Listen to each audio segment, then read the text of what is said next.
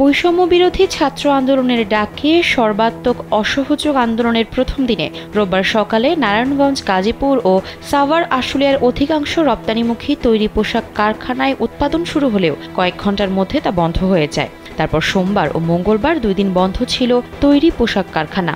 মোট 3 দিন বন্ধ থাকার পর বুধবার খুলেছে তৈরি পোশাক ও বস্ত্রকল কারখানা।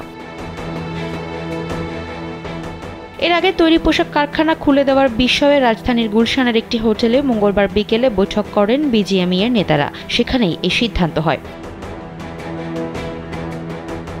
বিজিএমইএর পরিচালক মহিউদ্দিন রুবেল গণমাধ্যমকে জানান, বৈঠকে কারখানা খোলার পাশাপাশি ব্যবসার বিভিন্ন বিষয়ে কথা হয়েছে। কোয়ালিটি সম্পন্ন আন্তর্জাতিক মানের still bar CSRM committed for better still.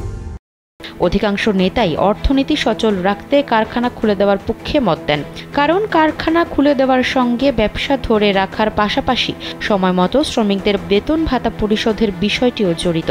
ফলে কারখানা চালু ছাড়া অন্য কোনো উপায় নেই।